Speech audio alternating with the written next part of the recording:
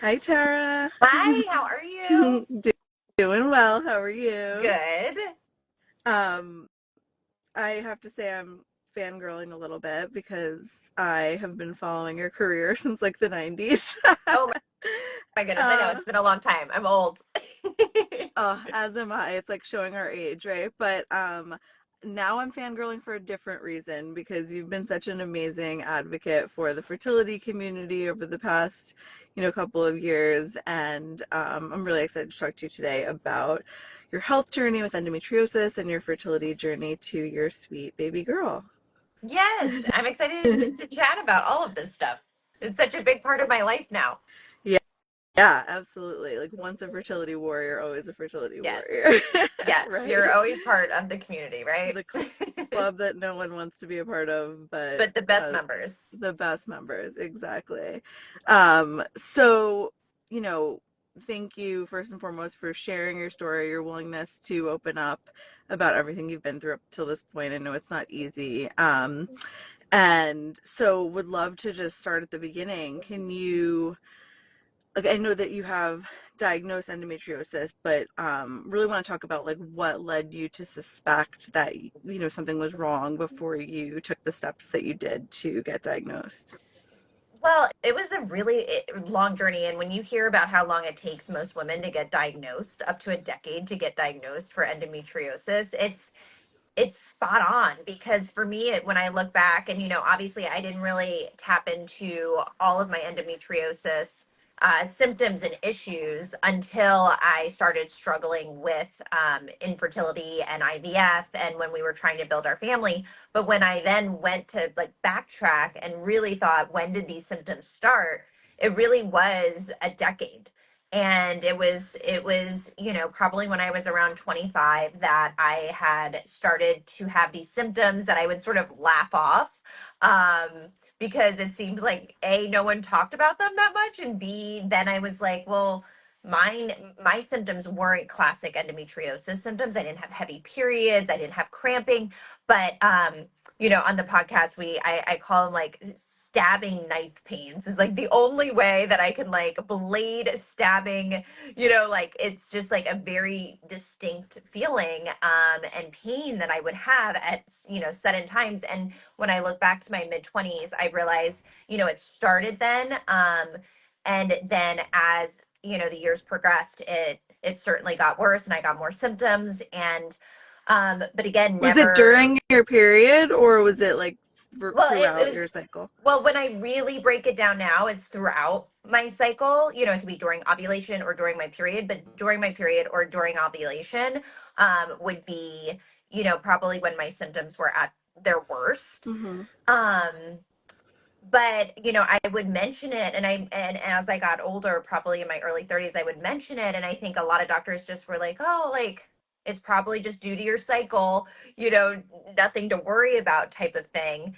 Um, and then it was really when I went to my fertility acupuncturist, who, I kind of laid out all of the symptoms I was having, and she was getting a background, and she herself had endometriosis, and she's like, I really believe you have endometriosis. And I was like, what?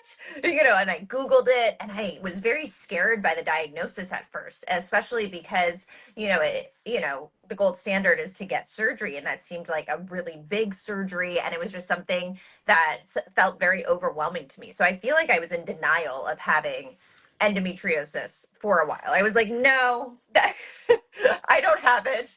No one's told me I have it. That's actually a really good point. I feel like when I first got diagnosed with PCOS and like had to go down the fertility road, like infertility road, I was so in denial and like there's like a period of acceptance, like Yeah, a there's a, level of grief yes, and acceptance, you right. know. Where you just have to like really at a certain point want to address it. And then, for me, I was forced to address it with infertility. Yeah. And, I obviously am pretty, embedded in this infertility community, but also the endometriosis community because I have endometriosis. I spoke out about having endometriosis even before my my infertility story that I shared. And it was, I think, like 2020, I had my first surgery. And I, put that up on my Instagram, which was, for me, really the first vulnerable, throughout my life, I've been in front of, you know, the public eye for a long time. I was so young when I started skating. And, I felt like, oh, I shared all my life. But when you really start sharing these very personal parts of your life, it's like daunting and scary. Um, but that was like the first big thing I had shared of, Mhm. my surgery, and the connection I made with so many women, and again, just, learning so much from other people's stories. When people talk, you realize you connect all the dots, and then of course the silver lining is you feel less alone. um, but Right. that definitely happened for me when I shared my diagnosis.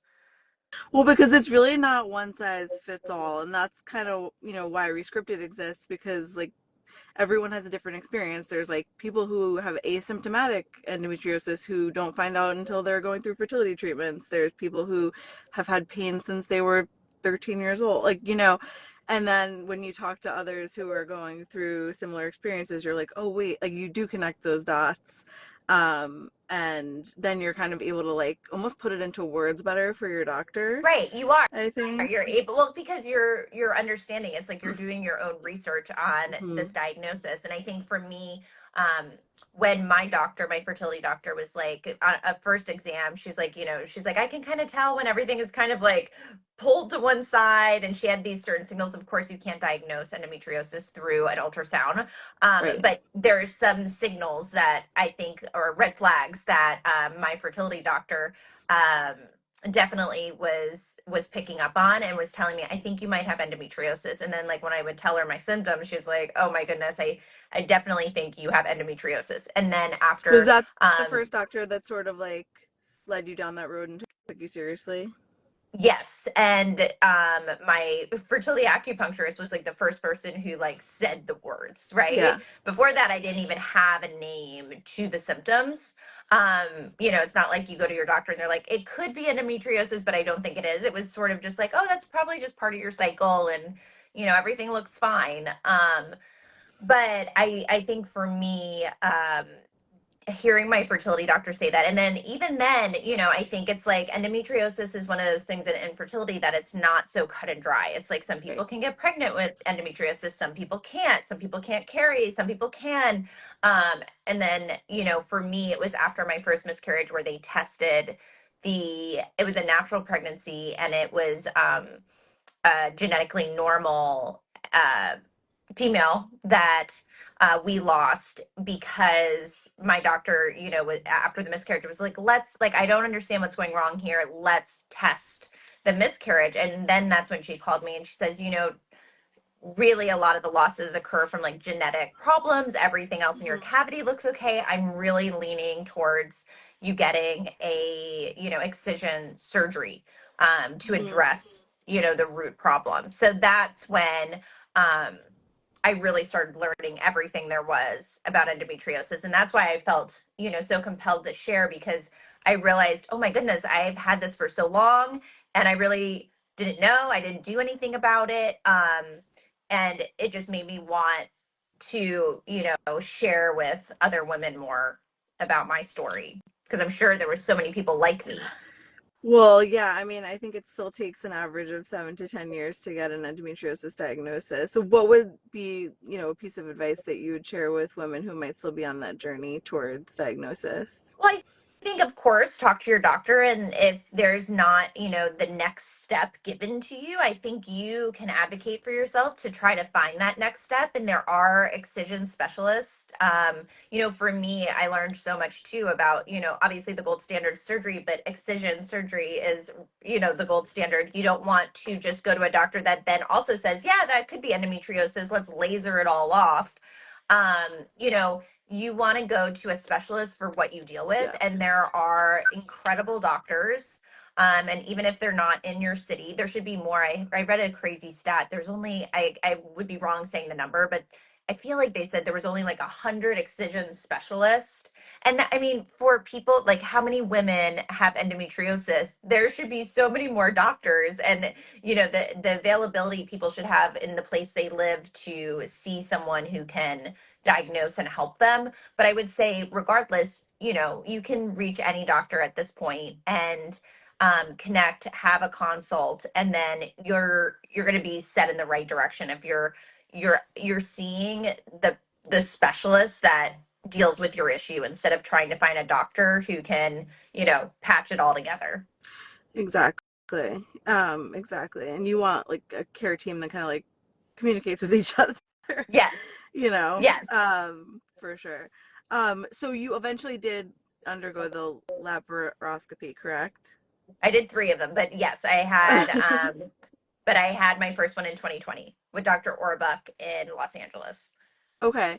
And how did that sort of coincide with your fertility journey and my receptiva and like getting retested for it and can you kind of walk us through that whole journey? Yes.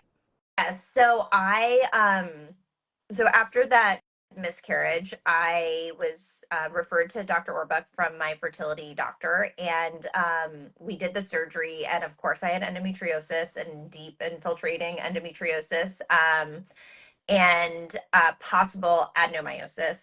And so, obviously we didn't do a biopsy of any sort, but the surgeon will sort of just look and see what their like observation is of that. And that was very important to me because, the issue we were having was carrying a pregnancy. We could get the Mhm. embryos, we could get pregnant, but it was sustaining a pregnancy Yeah, that was the issue. And so after that, it was really important. The very next step after that, we did a retrieval, which was, to be honest, like for me, no coincidence when people are always on the fence of like, should I do a retrieval and then surgery, or should I do a surgery and then a retrieval? For me, and I know everyone is different, but I went through 4 cycles. I had literally just failed 2 cycles, getting no embryos that were genetically normal in April, or sorry, in May. And then I had the surgery a month later. I waited for that second month to recover. And then I did a retrieval and I got 6 genetically normal embryos.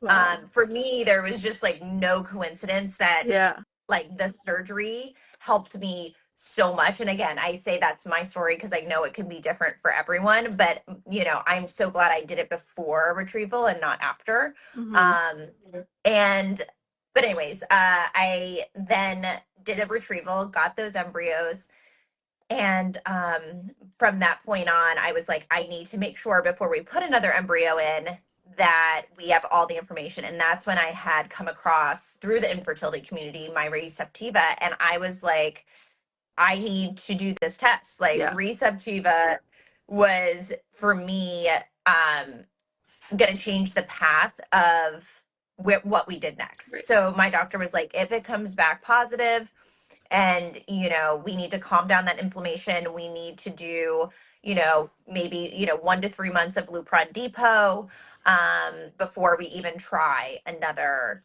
embryo. And so I was expecting that my results would be positive, but also I did the test very close to when I just had cleaned everything out Right. from endometriosis, my excision surgery rather. So I I got the results back. They were negative. We didn't have to do Lupron Depot, but having that test um gave us sort of direction on what to do next, and gave me peace of mind on what to do next, and not just like flinging stuff at the wall of like, well, I'll take this medicine, I'll try Lupron Depot even if I don't know. And so that's where for Yeah. me it was so valuable. I think what people don't understand until you're kind of like at that crossroad. I mean, I'm an IVF long hauler. I had many failed transfers, 2 miscarriages. But like until you're kind of at the point where you like don't know what to do next, like you don't realize how much of like process of elimination actually helps. Helps. Well, Like yes, you almost it's like want something to either come up yes or come up no because you're like, okay, at least that'll inform the next step, you know? you're so spot on, especially when you're, I think like all long haulers can like feel that comment Hmm. deeply because you really are just in this like, I felt like I was just like swimming in the dark of like what do we do next? Like nobody like, and especially when you have a diagnosis of an unexplained infertility, it's sort of like it can be anything. It's just this like it could work, it couldn't work, it could be this, we could try this, we could retest, and it's just so overwhelming when you have all these variables.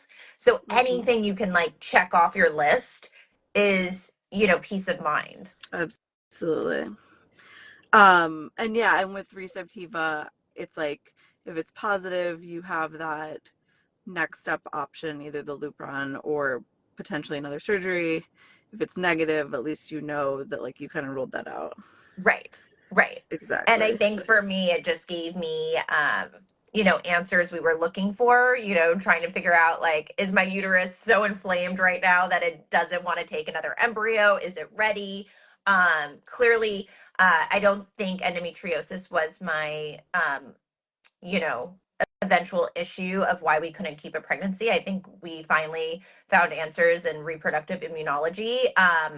But at the time, like you said, we had to check all these boxes off and just go off of what we had. So, it was a 5-year journey, and I'm just grateful that there are tests out there that, your doctor is like keeping you informed of and pushing you to take just so you can shorten the process anywhere you can. Yeah, absolutely.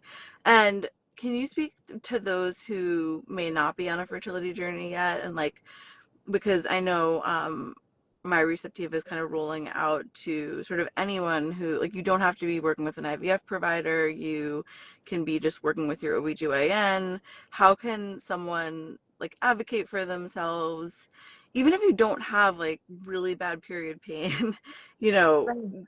just knowing your body and communicating those things to your doctor and advocating for a test like this that might be able to give you more answers to why your body works the way it Well, I does.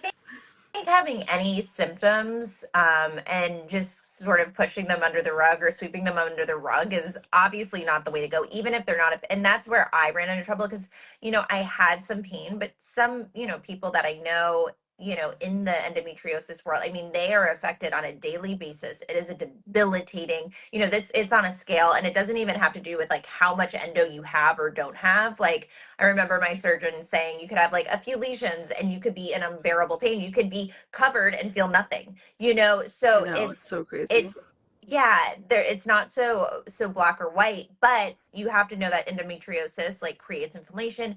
And also, right, in my 20s, I wasn't thinking about building a family. But if you think about like in the future, I definitely want a family and I have these symptoms, you want to advocate for yourself as early as you can. I mean, I think back to my story, I'm like, oh my goodness, what if I had done, someone told me I had endometriosis at 26. They were like, you know what, do a retrieval while you're, I mean, my entire journey, my 5-year journey would have been so different. Um, Yeah. like not that it's a regret, but I wish that things had been different. So I would just say like whatever phase of life you're in, whether you're in an infertility journey or not, and you have these symptoms, you should just try to figure out what they are and learn more about them because they can cause complications in the future. Yeah. um and I think that's why like I love Receptiva and now my Receptiva, where it's not about fertility, it's not about infertility or going through IVF. You can get more answers and you can advocate for yourself to your doctor. And, when you go to the OB and just say, hey, I would love to just see this result. I want to take this test. I want to know, you know, do I have endometriosis? Do I have silent endometriosis? And I think um the thing about endo is, it's crazy when I was started Googling everything in the beginning. It was like, you can't really get a diagnosis until they like do surgery. Go So in it's there, like yeah. one of those things where you want to find as many clues to lead you to, a decision you want to make of eventual surgery or a diagnosis. So I think that's why now having the option to ask for a test is, pretty life Yeah. changing. And like I'm not against birth control by any means. I think it's a fantastic tool if you need it. I was on it for years and years, but like when you like a lot of doctors prescribe it to help with the pain or to help like in my case with irregular periods, but then it wasn't until I came off of it I was already married and wanting to start trying.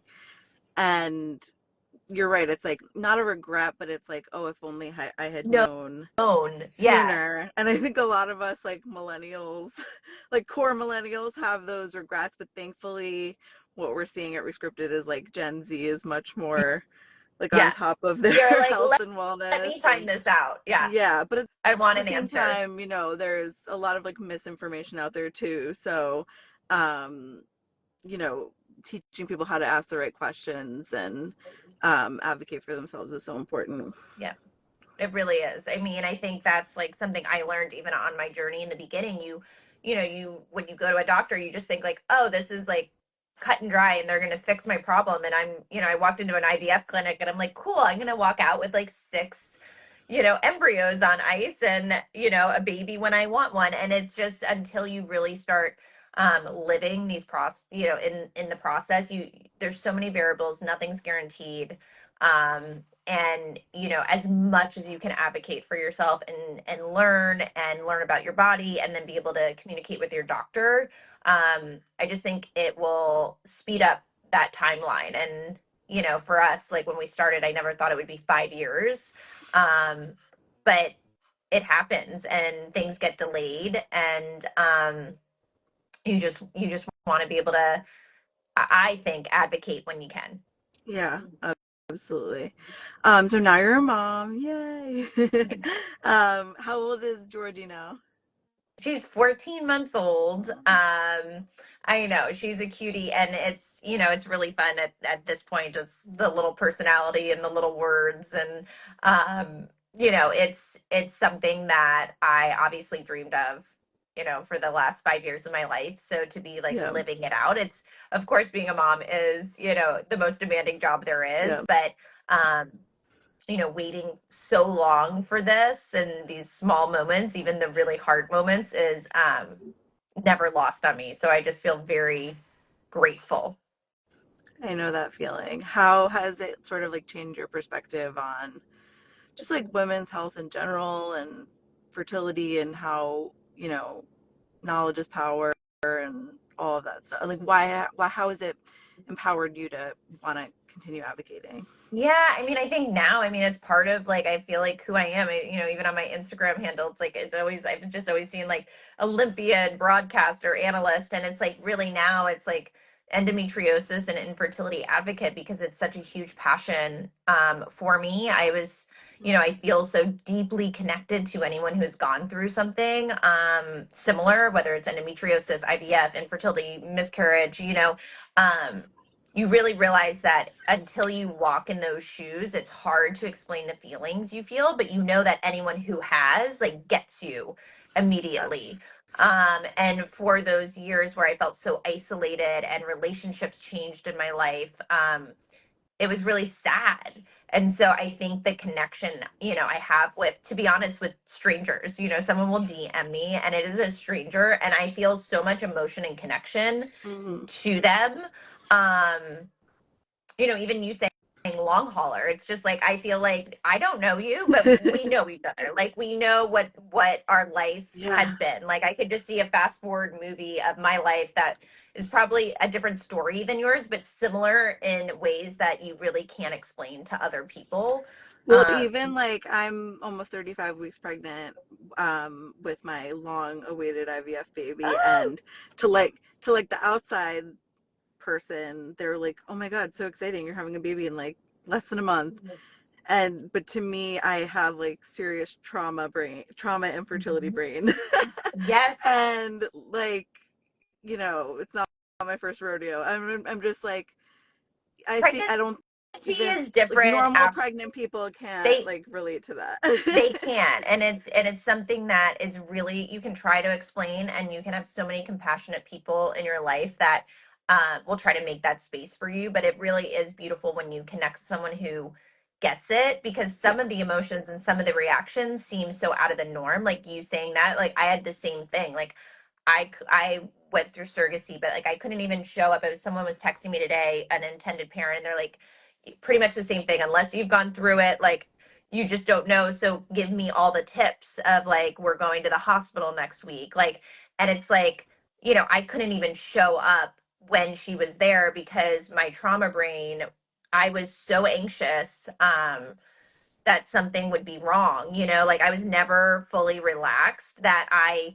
like had made sure she went before, and she would call me and be like, everything's hooked up, everything's fine, you know. Even like when the birth was happening, my husband was like videoing it from behind, just like me, and you know, we saw the baby being like pulled out, but like um I was like really like kind of just like hyperventilating, crying. And I would love to say that it was like, oh, I just thought this was an emotional, you know, like Hallmark movie cry. It really wasn't. It was like years of like pent up anxiety, where I still thought at that last moment, like until she, like I heard that cry, I was like I'm gonna cry still, right now. But I yes, know. I I was know. still in my past like cycle and brain, and couldn't understand that this was happening. And then so like Yeah. in that moment, I just like couldn't. My OB, who's like a friend, well, he's like a second dad to me. He's been in my life for so long and been on this journey. He was like, you see him on the video. He was like, oh my god, it's like she, like he's not even like looking at the baby. He's like looking at me because he's like, is she okay? Is she gonna be okay? Because I like, it was just like, you know, Yeah. sobbing after all those years, you know? Yeah, it's like relief more than anything, Relief probably. more than Yeah. anything. Yeah, it was definitely not like this Hallmark, like, I feel so emotional. It was just like trauma, like pouring out of my body. Yeah, exactly. Oh, well, I'm so happy for you. That's like one of my favorite ages, like one, like around one. So so sweet. I know it is. Um, It's like they're coming into their own a little bit. yeah, exactly. Well, thank you so much for your time. Is there anything you want to add? What would you rescript about, the way people think about their bodies, endometriosis? Um, some people feel like nervous to ask questions, and we want them to know that like there's no silly question. No, silly question. And like, you know, I feel like I could be like an embryologist at this point because I learned so much about IVF. I can like even read the scans, but like I feel like in the beginning I had no idea what I was doing, but when I started to advocate for myself, I feel like I did always feel sort of embarrassed. Like this doctor's gonna be like, "What are you asking? This is probably have nothing to do with."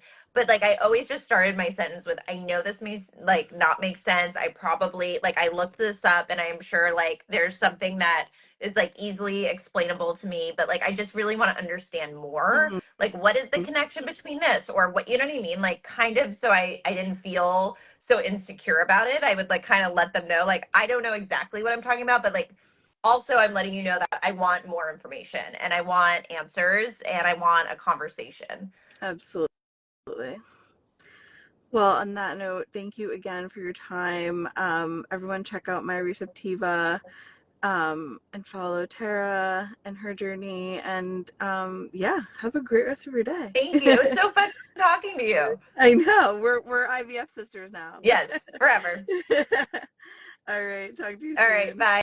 Bye.